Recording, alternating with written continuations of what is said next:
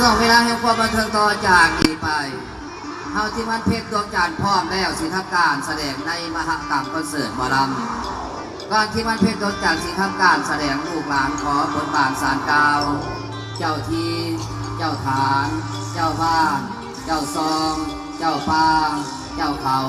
คนเมื่อเจ้าธรณีจงสอนปกปักรักษาทีมงานเพชรดวงจันทร์ให้อยู่เย็นเป็นสุขความเจ็บอย่าได้ความไข่อย่ามีการงานไหลมาเทมาการเงินไหลมาเทมาด้วยอำนาจเมตตาคุณพระศรีรัตนตรัยจงซอยปกปักรักษาทีมงานเพชรดวงจันทร์ให้อยู่เย็นเป็นสุขด้วยเถิด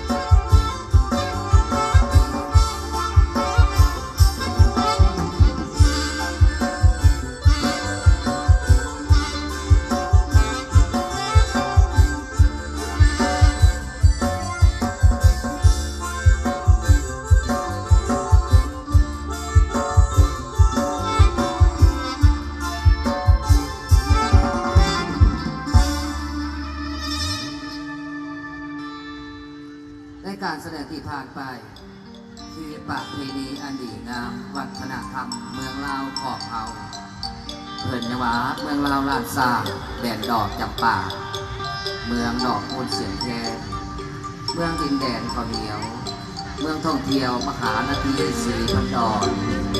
ก่อนมาถึงน้ำตกวิถีเมืองดีมีต้นไม้มณีโคเมืองจุดฐานพระธาตุหนึ่งหัง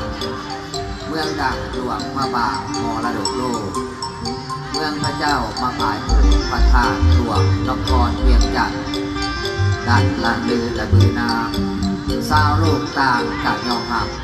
ในขนบธรรมเนียมประเพณีวัฒนธรรมเมืองลาวของเราสมแล้วที่เป็นเมืองมรดกโลกสมแล้วที่เป็นเมืองวัฒนธรรมมีขนบธรรมเนียมหลายแนวที่เมืองลาวของเรายืนอย่างรับใช้ยืนไปถึงเมเจ้าธรณีอันสูงเกียรติในนามีป่าในนามีเขาพืชพันธุ์ธัญญาหารล้วนแล้วแต่อุดมสมบูรณ์นานาชาติต่างยอมรับชาวโลกต่างนะครับสมแล้วติดเมืองวัฒนธรรมสมซื่อลือนามเมืองลาวเมืองดอกจำป่าเมืองล้านซานานาประเทศต่างขย่อมยอสรรเสริญในขนบธรรมเนียมประเพณีวัฒนธรรมต่างเสื้อลูกต่างสัวหลานจากนี้เป็นต้นไปมาชมผมนางการแสดงในความพร้อมเพียงของที่มันเพ่งตัวจักในความมันอย่างก็มีวันหยุดเซิร์ฟมาหน่อย